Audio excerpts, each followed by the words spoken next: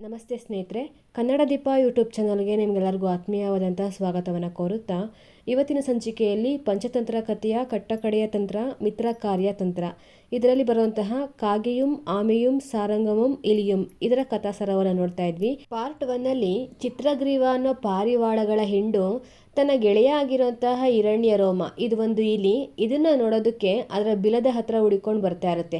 ಪ್ರತಿನಿತ್ಯ ಬರ್ತಾ ಇರುತ್ತೆ. ಹೀಗೆ ಒಂದಿನ ಬರ್ಬೇಕಾದ್ರೆ ಈ ಪಾರಿವಾಳಗಳ ಹಿಂಡು ಒಬ್ಬ ಬೇಡ ಹಾಕ್ತಂತ ಬಲೆಗೆ ಸಿಕ್ಕಾಕೊಂಡ್ಬಿಡ್ತವೆ.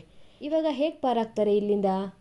ಈ ಪಾರಿವಾಳ ಗುಂಪಲ್ಲೇ ಒಬ್ಬ ಬುದ್ಧಿವಂತ ಪಾರಿವಾಳ ಇರುತ್ತೆ. ಅದು ತನ್ನ ಪೂರ್ವಜರ ಕಥೆಯನ್ನು ಹೇಳಿ ನಂತರದಲ್ಲಿ ನಾವು ಬಲೆಯ ಸಮೇತವಾಗಿ ಒಗ್ಗಟ್ಟಾಗಿ ಹಾರ್ಕೊಂಡೋದ್ರೆ ನಾವು ಈ ಬೇಡನ ಕೈಯಿಂದ ತಪ್ಪಿಸ್ಕೊಬೋದು ಅನ್ನೋ ಸಲಹೆಯನ್ನು ಕೊಡುತ್ತೆ. ಎಲ್ಲ ಪಾರಿವಾಳಗಳು ಒಪ್ಕೊತವೆ. ಈಗ ಚಿತ್ರಗ್ರೀವ ಅನ್ನೋ ಪಾರಿವಾಳ ನನ್ನ ಗೆಳೆಯ ಹಿರಣ್ಯ ರೋಮ ಇದ್ದಾನೆ, ಅವನು ನಮ್ಮನ್ನು ಕಾಪಾಡ್ತಾನೆ, ನಡೀರಿ ಎಲ್ಲರೂ ಆ ಬಿಲದ ಹತ್ರ ಹಾರ್ಕೊಂಡು ಹೋಗೋಣ ಅಂತ ಬಲೆಯ ಸಮೇತವಾಗಿ ಹಾರ್ಕೊಂಡು ಆ ಪಾರಿವಾಳಗಳು ಹೋಗ್ತವೆ. ಇದನ್ನ ಬೇಡ ಬಹಳ ಆಶ್ಚರ್ಯಕರ ರೀತಿಯಲ್ಲಿ ನೋಡ್ತಿರ್ತಾನೆ. ಇದು ಹೇಗೆ ಸಾಧ್ಯ? ಬಲೆ ಸಮೇತವಾಗಿ ಪಕ್ಷಿಗಳೆಲ್ಲ ಹಾರ್ಕೊಂಡು ಹೋಗ್ತಿದ್ದಾವಲ್ಲ ಅಂತ. ಕಾಗೆ ಕೂಡ ನೋಡ್ತಾ ಇರುತ್ತೆ, ಈ ಪಕ್ಷಿಗಳು ಬೇಡನ ಪಾಲಾಗುತ್ತಾ ಅಥವಾ ಯಾವ ರೀತಿ ರಕ್ಷಣೆ ಮಾಡ್ಕೊತವೆ ತಮ್ಮನ್ನು ತಾವು ಅಂತ. ಪಕ್ಷಿ ಇವಾಗ ಬಿಲದ ಹತ್ರ ಹೋಗಿದೆ. ಚಿತ್ರಗ್ರೀವ ತನ್ನ ಗೆಳೆಯ ಆಗಿರುವಂಥ ಹಿರಣ್ಯ ರೋಮನನ್ನು ಹೆಸರಿಡಿದು ಕರೆಯುತ್ತೆ. ಪ್ರೀತಿಯ ಗೆಳೆಯ ಮತ್ತು ಆತನ ಪರಿವಾರ ಬಲೆಯಲ್ಲಿ ಬಂದಿಯಾಗಿರೋದನ್ನ ಇವಾಗ ಹಿರಣ್ಯ ರೋಮ ನೋಡುತ್ತೆ. ತುಂಬಾ ಬೇಜಾರು ಮಾಡ್ಕೊಳ್ಳುತ್ತೆ. ಹಾಗೆ ಅವ್ರನ್ನ ಬಂಧಮುಕ್ತರನ್ನಾಗಿ ಮಾಡ್ತದೆ. ಯಾರು? ಇಲಿ. ಇದು ಪಾರ್ಟ್ 1 ಇರುವಂತಹ ಕತೆ. ನೋಡಿ, ಇವರಿಬ್ಬರು ಸ್ನೇಹ ಅದೆಷ್ಟು ಚೆನ್ನಾಗಿತ್ತು ಅನ್ನೋದಕ್ಕೆ ಸಾಕ್ಷಿ ಇವಾಗ ಕಾಗೆ ಆಯಿತು. ಆ ಕಾಗೆಗೂ ಕೂಡ ಇವಾಗ ಹಿರಣ್ಯ ರೋಮನೋ ಇಲಿಯ ಸ್ನೇಹ ಮಾಡಬೇಕು ಅಂತ ಮನಸ್ಸಾಗಿತ್ತೆ. ತಡ ಕಾಗೆ ಇವಾಗ ಬಿಲದ ಹತ್ರ ಬಂದ್ಬಿಟ್ಟು ಹಿರಣ್ಯ ರೋಮ ಗೆಳೆಯ ಅಂತ ಕರೆಯುತ್ತೆ. ಆವಾಗ ಇಲಿ ಕೂಡ ಹೊರಗಡೆ ಬರುತ್ತೆ. ನೀನು ಯಾರು, ಯಾಕೆ ಇಲ್ಲಿಗೆ ಬಂದಿದೆಯಾ ಅಂತ ಎಲ್ಲ ಕೇಳಿದಾಗ, ನಾನು ಇಷ್ಟೊತ್ತು ನಡೆದಿರೋಂಥ ಎಲ್ಲ ಘಟನೆಯನ್ನು ಕಣ್ಣಾರೆ ನೋಡಿದೆ, ನಿನ್ನ ಸ್ನೇಹಕ್ಕೆ ಎಷ್ಟೊಂದು ಮಹತ್ವವನ್ನು ಕೊಡ್ತೀಯಾ, ಹಾಗಾಗಿ ನಾನು ಕೂಡ ನಿನ್ನ ಸ್ನೇಹವನ್ನು ಬಯಸಿ ಬಂದಿದ್ದೀನಿ ಅಂತ ಹೇಳುತ್ತೆ. ಈಗ ಇಲ್ಲಿ ಇಲ್ಲ, ನೀನು ಕಾಗೆ ಆಗಿರೋದ್ರಿಂದ ನೀನು ಮಾಂಸವನ್ನು ಭಕ್ಷಣೆ ಮಾಡ್ತೀಯಾ, ಸ್ವಭಾವ ಚಪಲನೂ ಆಗಿದೆಯಾ, ಹಾಗಾಗಿ ನೀನು ನನ್ನ ಸ್ನೇಹಿತನಾಗಲಾರೆ ಅಂತ ತಿರಸ್ಕಾರ ಮಾಡಿಬಿಡುತ್ತೆ. ಯಾರು? ಇಲಿ ಕಾಗೆಯ ಸ್ನೇಹವನ್ನು ತಿರಸ್ಕಾರ ಮಾಡುತ್ತೆ. ಆದರೆ ಪಾಪ ಕಾಗೆ ಯಾಕೆ ತಿರಸ್ಕಾರ ಮಾಡ್ತಾ ಇದೆಯಾ, ನನ್ನ ಗೆಳೆತನ ಬೇಡವಾ ನಿನಗೆ ಅಂತ ಕೇಳಿದಾಗ, ಇಲ್ಲ ಬೇಡ, ನಿನಗೆ ನನ್ನ ಗೆಳೆಯನಾಗುವಂತಹ ಯಾವುದೇ ಗುಣಗಳು ನಿನ್ನಲ್ಲಿಲ್ಲ ಅಂತ ಹೇಳ್ಬಿಡ್ತದೆ. ಇವಾಗ ಮತ್ತೆ ಲಘುಪತನಕ ಅಂದರೆ ಕಾಗೆ, ಆ ಗುಣಗಳು ಯಾವ್ಯಾವುದು, ಮಿತ್ರ ಗುಣಗಳು ಯಾವ್ಯಾವಿದ್ದಾವೆ ನನಗೆ ಹೇಳು ಅಂತ ಕೇಳ್ತದೆ. ಇವಾಗ ಮತ್ತೆ ಇಲ್ಲಿ ಸ್ವಚ್ಛತೆ, ತ್ಯಾಗ, ಶೌರ್ಯ, ಸಮಾನವಾದ ಸುಖ ದುಃಖ, ಸ್ನೇಹ, ದಾಕ್ಷಿಣ್ಯ, ಸತ್ಯ, ಶೌಚ ಇವುಗಳೇ ಮಿತ್ರಗುಣಗಳು. ಅಲ್ಲದೆ ಶೀಲ ಮಹಾಸ್ನೇಹಗಳೆಂಬ ಮಿತ್ರ ಲಕ್ಷಣಗಳಿರುವ ಮಿತ್ರನಲ್ಲಿ ಮಿತ್ರತ್ವ ಇರ್ತದೆ. ಕುಜನು, ಪರಾಕ್ರಮಿಯು, ನಿಶ್ಚಲ ವಚನನು, ಅಭಿಮಾನಿಯು, ಗುಣಿಯು, ಸಹಿಷ್ಣುವು, ನಿರ್ಮಲ ಚರಿತನು, ಏಕಮನಸ್ಕನು, ಬಲಶಾಲಿಯು, ಜ್ಞಾನಿಯೂ ಆದವನು ಗೆಳೆಯ ಅಂತ ಕರೆಸ್ಕೊತಾನೆ. ನೋಡು, ಇಷ್ಟೆಲ್ಲ ಗುಣಗಳು ಲಕ್ಷಣಗಳು ಹೊಂದಿರೋರು ಮಾತ್ರ ಗೆಳೆತನವನ್ನು ಮಾಡೋದಕ್ಕೆ ಸಾಧ್ಯ ಅಂತ ಇಲ್ಲಿ ಕಾಗೆಗೆ ಹೇಳುತ್ತೆ. ಈಗ ಮತ್ತೆ ಕಾಗೆ ಮಾತಾಡುತ್ತೆ. ನೀನು ಹೇಳಿದಂತೆ ನಾನು ಕಾಗೆಗಳ ಕುಲದಲ್ಲಿ ಹುಟ್ಟಿದವನಾದರೂ ಕೂಡ ಅಜ್ಞಾನ ಕರ್ಮದಲ್ಲಿ ನಡೆಯುವವನಲ್ಲವಾದುದರಿಂದ ನನ್ನ ಗೆಳೆತನವನ್ನು ನೀನು ಸ್ವೀಕಾರ ಮಾಡ್ಬೋದು. ಅದೇ ಸರಿಯಾಗಿರೋಂಥದ್ದು. ಅದು ಹೇಗಂದರೆ, ಬಲಹೀನನಾಗಲಿ ಬಲವಂತನಾಗಲಿ ಮಿತ್ರನೇ ಬೇಕಲ್ವಾ. ಕಟ್ಟಿದ ಆನೆಯನ್ನು ಇಲಿಯು ಬಿಡಿಸಿದ ಹಾಗೆ ಅನ್ನೋ ಕಥೆಯನ್ನು ಬಹುಶಃ ನೀನು ಕೇಳಿರಲಿಕ್ಕಿಲ್ಲ ಅಂತ ಹೇಳ್ತದೆ. ಯಾರೋ? ಕಾಗೆ. ಅದಕ್ಕೆ ಮೂಷಕ, ಅದೇನು ಕತೆ ಹೇಳು, ನಾನು ಕೇಳ್ತೀನಿ ಅಂತ ಕೇಳುತ್ತೆ. ಈಗ ಕಾಗೆ ಕತೆ ಹೇಳೋದಕ್ಕೆ ಶುರು ಮಾಡುತ್ತೆ. ಆ ಕಥೆಯ ಹೆಸರು ವನದಲ್ಲಿ ಕಟ್ಟು ಬಿದ್ದಿದ್ದ ಆನೆಯುಂ ಇಲಿ ಬಿಡಿಸಿದ ಕತೆ. ವನದಲ್ಲಿ ಆನೆಯನ್ನು ಯಾರೋ ಕಟ್ಟಾಕ್ಬಿಟ್ಟಿರ್ತಾರೆ, ಅದನ್ನು ಹೋಗಿ ಇಲಿ ಬಿಡಿಸ್ತಂತೆ. ಆ ಕಥೆಯನ್ನು ಇವಾಗ ಕಾಗೆ ಇಲಿಗೆ ಹೇಳ್ತಾ ಇದೆ. ಏನು ಕತೆ ಅದು ಅಂತಂದರೆ, ಒಂದಾನೊಂದು ಕಾಲದಲ್ಲಿ ಪ್ರಪಂಚದಲ್ಲೆಲ್ಲ ಅಕಾಲ ವೃಷ್ಟಿಯಾಗ್ಬಿಟ್ಟಿರುತ್ತೆ. ಅದರಿಂದ ಭೀಕರ ಪ್ರವಾಹವೇ ಉಂಟಾಗ್ಬಿಡುತ್ತೆ. ಆ ಪ್ರವಾಹಕ್ಕೆ ಸಿಲುಕಿ ಮೂಷಿಕ ತನ್ನ ಪರಿವಾರ ಸಮೇತವಾಗಿ ತೆಪ್ಪದಲ್ಲಿ ಹೋಗ್ತಾ ಇರುತ್ತೆ. ಯಾರೂ ಕೂಡ ಕಾಪಾಡೋದಕ್ಕೆ ಅಲ್ಲಿ ಇರೋದಿಲ್ಲ. ತುಂಬಾ ಭಯ ಪಟ್ಕೊಂಡಿರುತ್ತೆ. ತನ್ನ ಪರಿವಾರ ಸಮೇತವಾಗಿ ನೀರಲ್ಲಿ ಕೊಚ್ಕೊಂಡು ಹೋಗ್ತಾ ಇರುತ್ತೆ. ಹೀಗೆ ಹೋಗಬೇಕಾದ್ರೆ ಅಲ್ಲೇ ಸ್ವಲ್ಪ ದೂರದಲ್ಲಿ ದಡದಲ್ಲಿ ಕಾಡಾನೆಗಳು ನೀರಿಗೋಸ್ಕರ ಅಲ್ಲಿಗೆ ಬರ್ತಾ ಇರೋದನ್ನು ಈ ಮೂಷಿಕ ರಾಜ ನೋಡ್ಬಿಡುತ್ತೆ. ಅದ್ರ ಹೆಸರು ಬಲುದಲೆಯ ಅಂತ. ಅದು ಇವಾಗ ಆ ಆನೆಗಳ ಜೊತೆ ಮಾತಾಡುತ್ತೆ. ಓ ಗಜರಾಜನೇ, ಪ್ರವಾಹದಲ್ಲಿ ನಾನು ಪರಿವಾರ ಸಮೇತನಾಗಿ ಕೊಚ್ಚಿಕೊಂಡು ಹೋಗುತ್ತಿದ್ದೇನೆ. ಯಾವುದೇ ಆಧಾರವಿಲ್ಲ. ರಕ್ಷಿಸಲು ಸಾಧ್ಯವಾಗುವುದಾದರೆ ನಿನಗೆ ನಾನು ಎಂದಾದರೂ ಒಂದು ಸಂದರ್ಭದಲ್ಲಿ ಉಪಕಾರ ಮಾಡಬಲ್ಲೆ. ದಯಮಾಡಿ ನಮ್ಮನ್ನು ರಕ್ಷಿಸಿ ಅಂತ ಕೇಳ್ಕೊಳ್ಳುತ್ತೆ. ಮೂಷಿಕನ ಈ ಬೇಡಿಕೆಗೆ ಆ ಗಜರಾಜ ಸರಿ ಆಯಿತು ಅಂತ ಆ ತೆಪ್ಪವನ್ನು ದಡಕ್ಕೆ ಎಳ್ಕೊಂಬರುತ್ತೆ. ದಡ ಸೇರಿದಂತಹ ಮೂಷಿಕರಾಜನ ಪರಿವಾರ ಗಜರಾಜನಿಗೆ ನಮಸ್ಕಾರವನ್ನು ಮಾಡಿ, ನಿಮಗೇನಾದರೂ ಕಷ್ಟ ಬಂದಾಗ ನಮ್ಮನ್ನು ನೆನೆಸ್ಕೊಳ್ಳಿ, ನಾವು ಬಂದು ನಿಮಗೆ ಸಹಾಯ ಮಾಡ್ತೀವಿ ಅಂತ ಅಂದ್ಬಿಟ್ಟು ಅಲ್ಲಿಂದ ಹೋಗ್ತದೆ. ಯಾರು? ಇಲಿ ತನ್ನ ಪರಿವಾರ ಸಮೇತವಾಗಿ ಗಜರಾಜನಿಗೆ ನಮಸ್ಕಾರವನ್ನು ಮಾಡಿ ಅಲ್ಲಿಂದ ಹೊರಟೋಗುತ್ತೆ. ಹೀಗೆ ಕೆಲ ಕಾಲ ಕಳೆಯುತ್ತೆ. ಒಂದಿನ ಯಾರೋ ಒಬ್ಬ ಆಗಂತುಕ ಆನೆಯನ್ನು ಹಿಡ್ಕೊಂಡು ಹೋಗೋಣ ಅಂತ ಬಂದು ಆನೆಯನ್ನು ಕಟ್ಟಾಕಿ ಹೋಗಿರ್ತಾನೆ. ಆಗ ಈ ಇಲಿಗಳನ್ನ ನೆನಪಿಸ್ಕೊಬೇಕು ಅಂತ ಹೇಳ್ಬಿಟ್ಟು ಹೋಗಿದ್ವಲ್ಲ, ಕಷ್ಟ ಬಂದಾಗ ನನ್ನ ನೆನಪಿಸ್ಕೊಳ್ಳಿ, ನಾನು ಬಂದು ಸಹಾಯ ಮಾಡ್ತೀನಿ ಅಂತ. ಈ ಆನೆಗಳಿಗೆ ಅದು ನೆನಪಾಗ್ಬಿಟ್ಟು ಇಲಿಗಳನ್ನು ನೆನಪಿಸ್ಕೊಳ್ಳುತ್ತೆ. ತಕ್ಷಣ ಮೂಷಿಕ ತನ್ನ ಪರಿವಾರ ಸಮೇತವಾಗಿ ಆನೆಗಳಿರೋಂಥ ಜಾಗಕ್ಕೆ ಬಂದು ಅವ್ರಿಗೆ ಹಾಕಿರೋಂತಹ ಪಾಶವನ್ನು ತುಂಡು ತುಂಡಾಗಿ ಕತ್ತರಿಸಾಕಿ ಉಪಕಾರಕ್ಕೆ ಪ್ರತ್ಯುಪಕಾರವನ್ನು ಮಾಡ್ತಾರೆ. ಇದು ಮಿತ್ರಗುಣ, ಹೌದಲ್ಲವೇ ಎರಡನೇ ರೋಮ ಅಂತ ಈ ಕಥೆಯನ್ನು ಹೇಳಿ ಮುಗಿಸಿ, ನಾನು ಕೂಡ ಒಂದಲ್ಲ ಒಂದು ಸಂದರ್ಭದಲ್ಲಿ ಉಪಕರಿಸಬಲ್ಲೆ. ನನ್ನನ್ನು ಈಗ ನೀನು ತಿರಸ್ಕರಿಸುವುದು ಉಚಿತವಲ್ಲ. ನೀನು ನನ್ನ ಗೆಳೆತನವನ್ನು ಸ್ವೀಕರಿಸದಿದ್ದಲ್ಲಿ ನಾನು ಇಲ್ಲಿಂದ ಹೋಗಲಾರೆ ಅಂತ ಹೇಳುತ್ತೆ. ಈಗ ಹಿರಣ್ಯ ರೋಮ, ಸರಿ ಆಯಿತು, ನೀನು ಇಷ್ಟು ನಿರ್ಧಾರ ಮಾಡಿದ್ದರೂ ಪ್ರಾರ್ಥಿಸಿದರೂ ಇನ್ನು ಮುಂದೆ ನನ್ನ ಸ್ನೇಹವೂ ವೈರವೂ ನಿನ್ನದಾಗಿಯೇ ಆಚರಿಸಬೇಕು. ಯಾಕಂದರೆ ನೀನಾಗಲೇ ನಿರ್ಧಾರ ಮಾಡಿಬಿಟ್ಟಿದೆಯಲ್ಲ ಅಂತ ಇಲಿ ಹೇಳುತ್ತೆ. ಇವಾಗ ಮತ್ತೆ ಕಾಗೆ, ಹಾಗಲ್ಲ ನಾನು ಹೇಳಿದ್ದು, ನೀವು ಏನೇ ಹೇಳಿದ್ರು ನಾನು ಇವಾಗ ಕೇಳ್ತೀನಿ, ನಾನು ಅದನ್ನು ಗುರುವಚನ ಅಂತ ಸ್ವೀಕರಿಸಿ ನಡಿತೀನಿ ಅದರಂತೇನೆ ಅಂತ ಹೇಳುತ್ತೆ.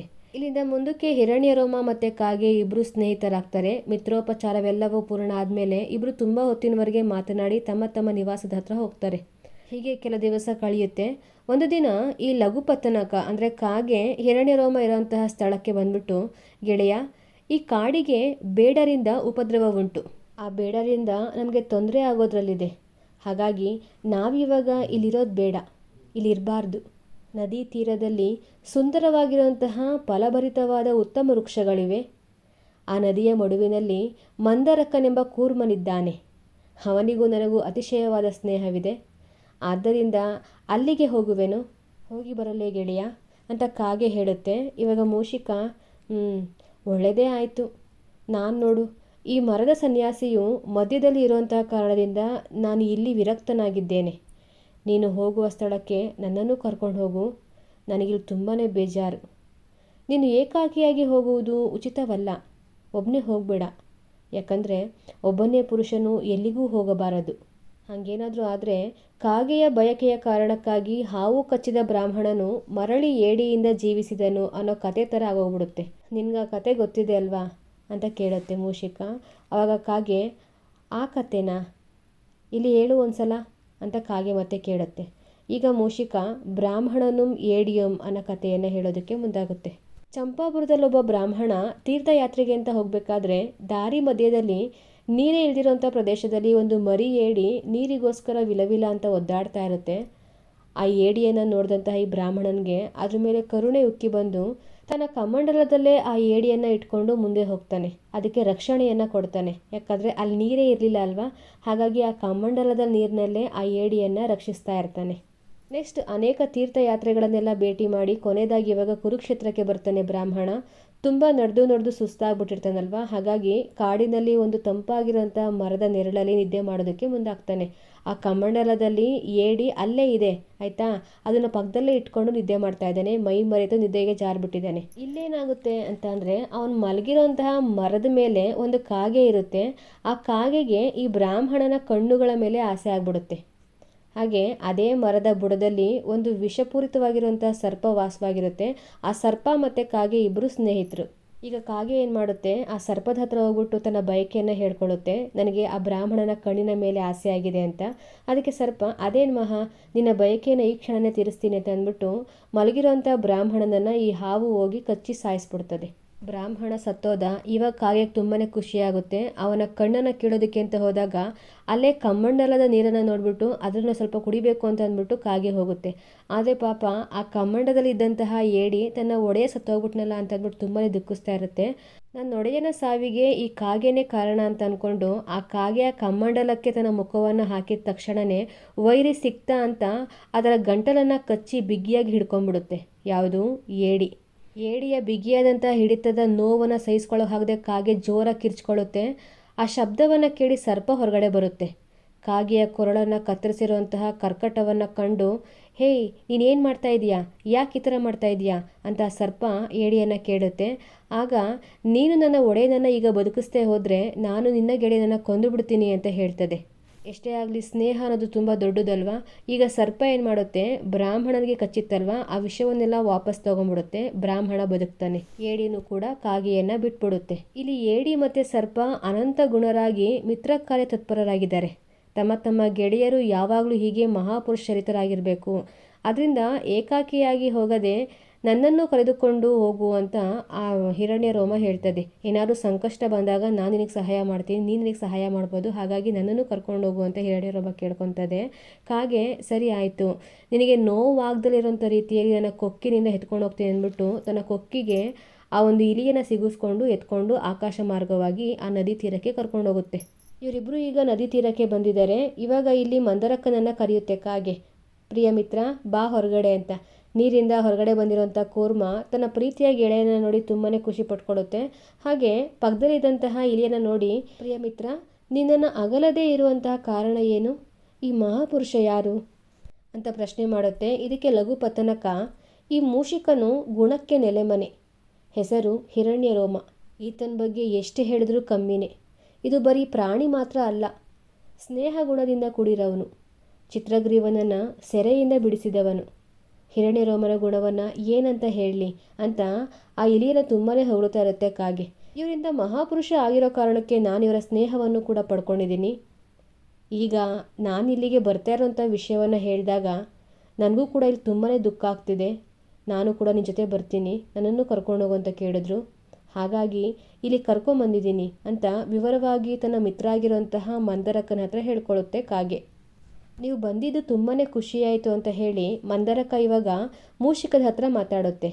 ನಿಮಗಲ್ಲಿ ಯಾವುದರಿಂದ ಮನೋದುಃಖ ಉಂಟಾಯಿತು, ದಯವಿಟ್ಟು ತಿಳಿಸಿ ಅಂತ ಕೇಳ್ಕೊಳ್ಳುತ್ತೆ. ಹಿರಣ್ಯ ರೋಮ ಯಾವುದಕ್ಕೆ ತುಂಬಾ ದುಃಖ ಪಟ್ಕೊಂಡಿದೆ?